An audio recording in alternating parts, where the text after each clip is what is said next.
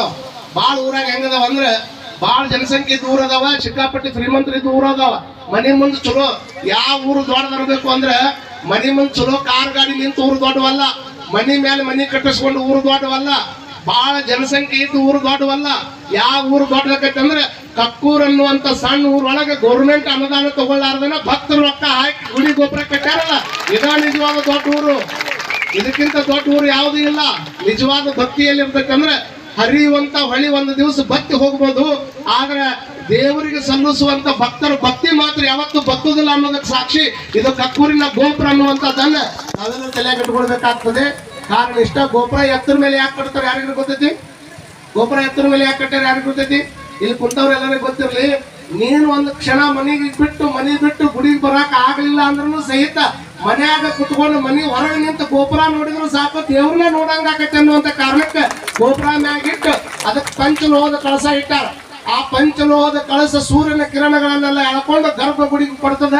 ಆ ಗರ್ಭಗುಡಿಯನ್ನು ತಗೊಂಡು ಯಾರು ನಮಸ್ಕಾರ ಮಾಡಕ್ ಬಂದಿರ್ತಾರ ಅವ್ರಿಗೆ ಆಶೀರ್ವಾದ ಮಾಡುವಂತ ತಾಕತ್ತ ಒಳಗಿದ್ದ ಹನುಮಪ್ಪಗೆ ಇರ್ತೈತೆ ಅನ್ನುವಂಥದ್ದನ್ನ ಈ ಸಂದರ್ಭದೊಳಗೆ ಹೇಳ್ತಾ, ದೇವ್ರ ಮೇಲಿನ ವಿಶ್ವಾಸ ಎಂದು ಕೂಡ ಕಳ್ಕೊಳಕ್ ಹೋಗ್ಬೇಡ್ರಿ. ಎಷ್ಟು ದೇವ್ರು ದಯಾಮಯ ಅದಾರಂದ್ರೆ ಸಮುದ್ರದಾಗಿರುವಂತದ್ದು ಉಪ್ಪು ನೀರನ್ನ ಮ್ಯಾಗ ಆವಿ ಮಾಡಿ ಮುಖಾಂತರ ಮ್ಯಾಗ ತಗೊಂಡು ಹೊಳ್ಳಿ ಕೊಡ್ಬೇಕಾದ್ರೆ ಉಪ್ಪು ನೀರು ಕೊಟ್ಟಿಲ್ಲ ಭಗವಂತ. ಇಲ್ಲಿ ಎಷ್ಟಾಕೊಂಡ ದೊಡ್ಡ ಹೊಳಿ ಹರಿಯಾಕತ್ತದ. ಕಕ್ಕೂರು ಅವರು ಒಂದ ಖುಷಿ ಪಡ್ಬೇಕು ನೀವಲ್ಲ. ಇಲ್ಲಿ ಒಂದು ವಾಟರ್ ಬಾಟಲ್ ತಂದಿಟ್ಟಿರಿ. ಇಲ್ಲಿ ವಾಟರ್ ಬಾಟಲ್ಗೆ 20 ರೂಪಾಯಿ ರೊಕ್ಕ ಕೊಟ್ಟಿರಿ. ನೀವು ಒಂದು ಈಟ್ ಬಾಟಲ್ ಒಳಗೆ ಸೀನಿಯರ್ ತಗೊಂಡು ಬಂದ್ರೆ 20 ರೂಪಾಯಿ ರೊಕ್ಕ ಕೊಟ್ಟಿರಿ ಅಂದ್ರೆ ಹನುಮಪ್ಪ ನಿಮ್ ಮೂರ್ ಮುಂದಲ ದೊಡ್ಡ ಹೊಳಿ ಹರಿಶಾನ ಅಂದ್ರೆ ನಿಮಗೆ ಎಷ್ಟು ಅನುಕೂಲ ಮಾಡಿ ಕೊಟ್ಟಾನ ಅನ್ನುವಂಥದ್ದನ್ನ ಅರ್ಥ ಮಾಡ್ಕೊಳ್ಬೇಕು. ನಾವು ಎಷ್ಟು ದೊಡ್ಡವಾದ ಅನ್ನುವಂಥದ್ದು ಬಹುತೇಕ ಮುಂದಿನ ವಿಚಾರಗಳನ್ನ ಪೂಜರು ಆಡ್ತಾರೆ. ನಾವೆಲ್ಲ ಶಾಂತ ರೀತಿಯಿಂದ ಒಂದ್ ಸ್ವಲ್ಪ ಎಲ್ಲ ಬಿಡ್ಬೇಕು. ಕದ್ಲಾನ ಇಷ್ಟ ಕುಂದ ಕುರ್ಚಿ ಅದಾವು, ಸುಮ್ಮನೆ ಕುಂತ್ರ ಚಂದ ಕತ್ತಿಲ್ ಕಾರ್ಯಕ್ರಮ ಭಾರಿ ಖುಷಿ ಪಟ್ಟು ಹೊಡಿತಾರೆ ಚಪ್ಪಾಳಿ ಎಲ್ಲಾರು. ಕಾರಣ ಇಷ್ಟ, ಇವೆಲ್ಲ ಕೇವಲ ನಮ್ಮ ದೇಶದಾಗ ನೋಡಕ್ ಸಿಗ್ತೈತೆ, ಹೊರದೇಶದಾಗ ನೋಡಕ್ ಸಿಗೋದಿಲ್ಲ. ಇದು ಹೊರದೇಶದೊಳಗ ಡೈವರ್ಸ್ ತಗೊಳ್ಳೋದಕ್ಕೆ ಬಹಳಷ್ಟು ಅವರು ಕಷ್ಟಪಡ್ತಾರೆ. ನಮ್ಮ ದೇಶದೊಳಗೆ ಕನ್ಯೆ ಹುಡುಕೋದಕ್ಕೆ ಬಹಳ ಕಷ್ಟಪಡ್ತಾರೆ. ಕನ್ಯೆ ಹುಡುಕಾಕ ಎಷ್ಟು ಕಷ್ಟಪಡ್ತಾರ. ನಾನು ಮಠಕ್ಕೆ ಬಂದು 11 ವರ್ಷ ಆಗೈತಿ. 11 ವರ್ಷದಿಂದ ಒಬ್ಬ ಕನ್ಯೆ ಹುಡುಕಾಕತ್ತಾನೆ, ಇನ್ನೂ ಕನ್ಯೆ ಸಿಕ್ಕಿಲ್ಲ. ಆ ಪುಣ್ಯಾತ್ಮ ಪ್ರತಿ ವರ್ಷ ಬಂದ ಅಮಾಸಿ ಬಂದವ ಹೇಳ್ತಾನ ನಂಗೆ, ಅದ್ರ ನನ್ ಕನ್ಯೆನೇ ಸಿಗೋಲ್ರಿ ಅಂತ. ಬಹುತೇಕ ಅವ್ರು ಎಷ್ಟು ಕನ್ಯೆ ನೋಡಿನ ಅವಾಗ ಗೊತ್ತದ, ಆದ್ರೆ ಇನ್ನೂ ಮದುವೆ ಆಗಿಲ್ಲ. ಕೊನೆಯದು ಒಂದ ಮಾತು ಹೇಳ್ತೀನಿ ನಿಮ್ಗ, ಕನ್ಯೆ ಹುಡುಕಾಕ ಎಷ್ಟು ಕಷ್ಟಪಡ್ತಾರ ಅಂದ್ರೆ ಒಬ್ಬ ಕನ್ಯೆ ನೋಡಾಕಂತ ಹೋಗ್ಯಾನ, ಆ ಹುಡುಗಿ ತಾಯಿ ನೀರು ಕೊಡಾಕಂತ ಹೊರಗೆ ಬಂದಾಳ.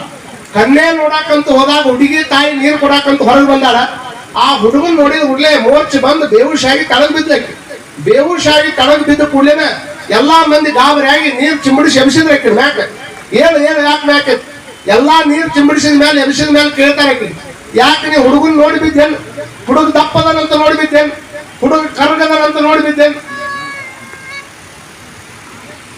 ಹುಡುಗ ನೋಡಿ ದಪ್ಪದನಂತ ನೋಡಿ ಬಿದ್ದೆ ಹೇಗ? ಇಲ್ಲ, ನಾನು ದಪ್ಪದ ನೋಡಿ ಬಿದ್ದಿಲ್ಲ. ಹುಡುಗ ಕರಗದನಂತ ನೋಡಿ ಬಿದ್ದೇನೆ ಹೇಗ?